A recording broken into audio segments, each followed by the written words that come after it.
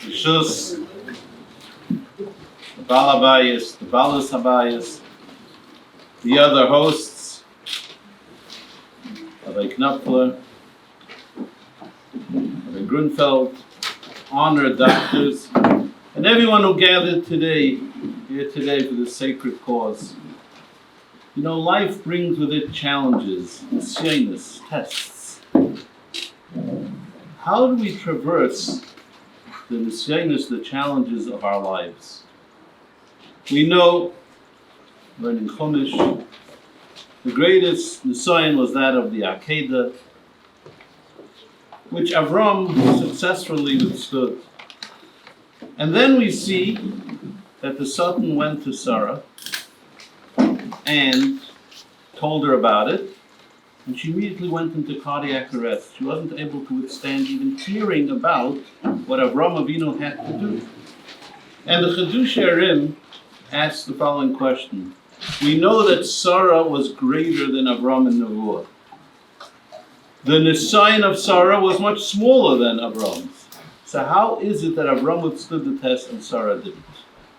And he says a very deep and profound answer. It is so deep and so profound that I don't understand it myself. And therefore I'm not going to say what I don't understand. Maybe Rabbi Knopfler will explain. I'll tell you what I have, just a feeling, a hergish. It's true that Sarah was greater than Avram Avinu. And it's true that her Nisayan was much smaller.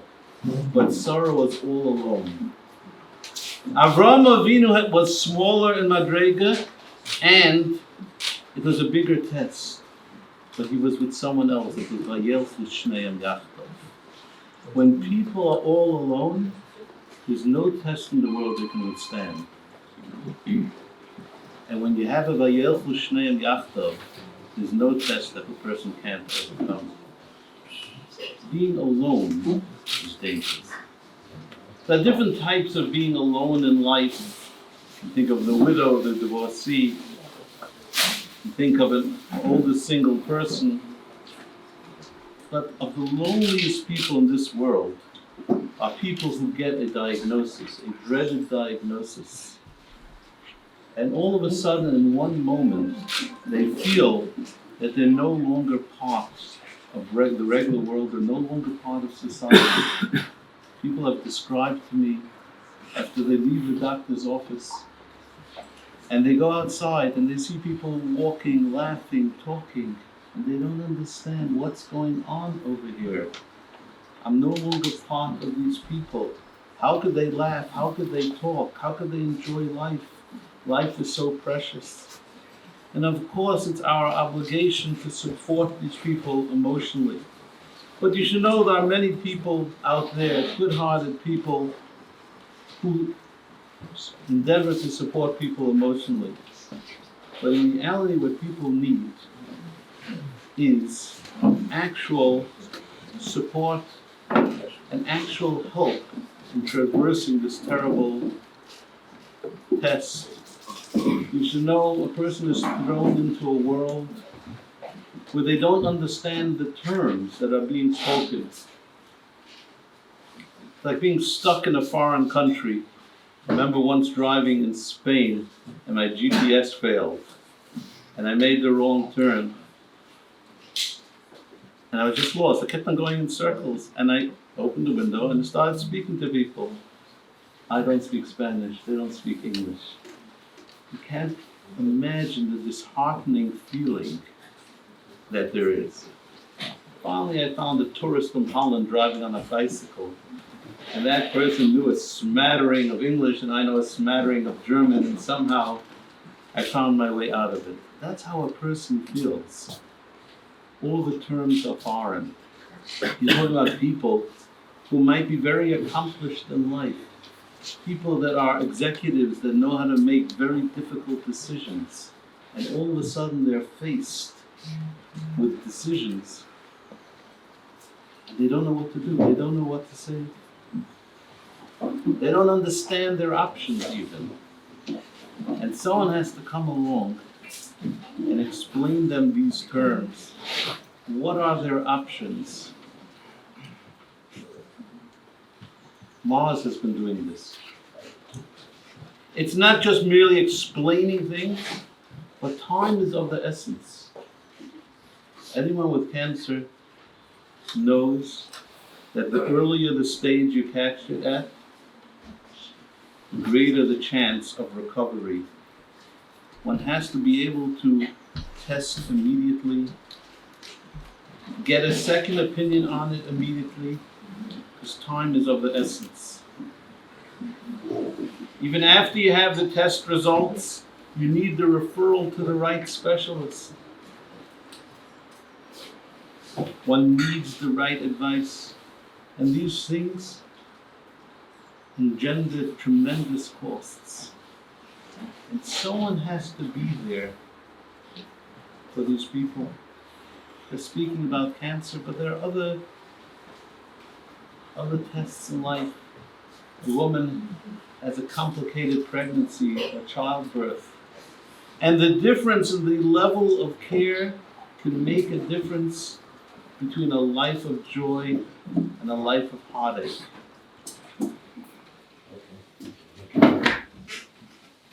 We've gone through the COVID pandemic. Maybe thought it was over, I'm not so sure about it anymore. And you should know, yes, we have to do everything we can in a preventative measure. Take our vaccinations, wear our masks. But what happens after a person has COVID? There's very little being done here in England for it. I think till today, the death rate in hospitals are 1 in 6. 1 out of 50 go to a hospital, and 1 out of 6 that go to a hospital die. Someone has to be there to help people. There are ways of mitigating the effects of the disease. Who has to be doing this? You know who it is? It's us. It just so happens to be that Mars has been acting upon our behalf. Over the last 10 years, they've been doing our shlichus. They've been acting on our behalf as our agents to be there for fellow Yidden in trouble. Started and led by Rabbi Grunfeld.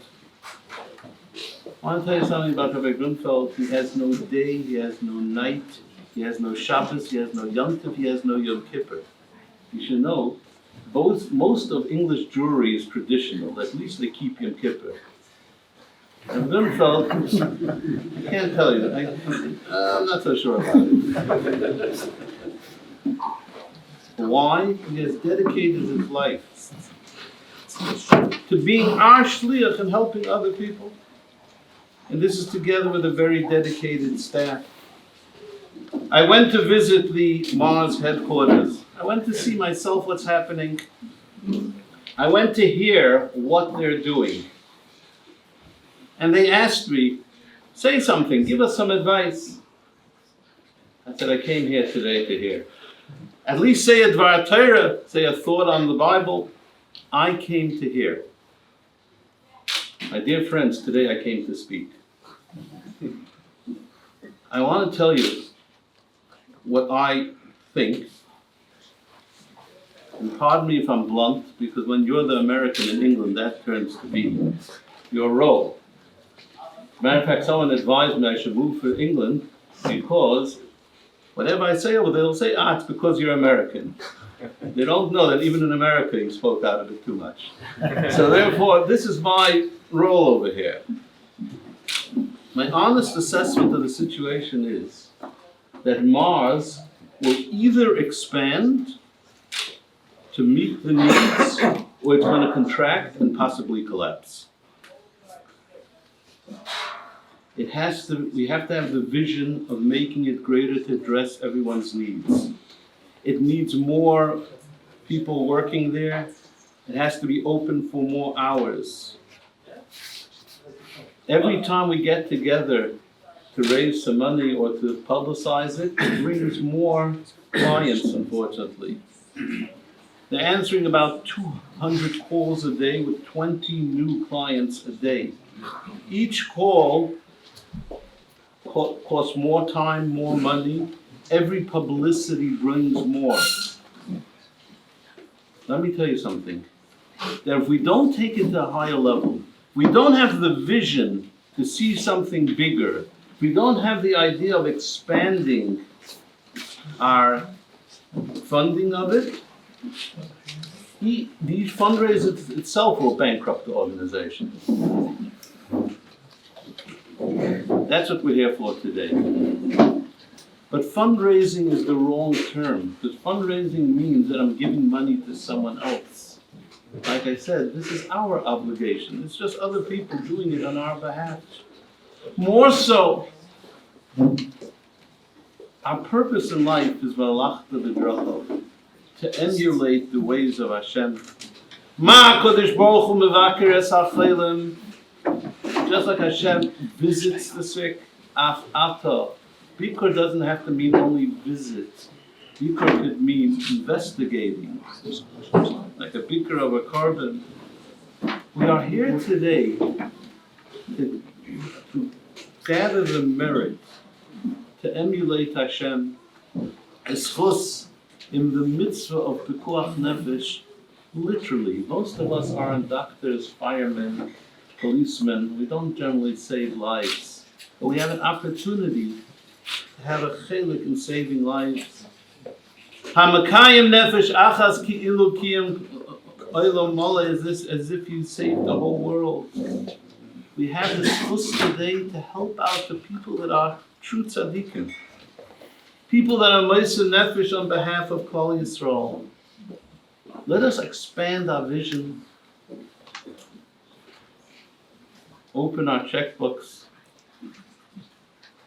wallets, wire transfers, wider. Let us grab this list that's available for us today.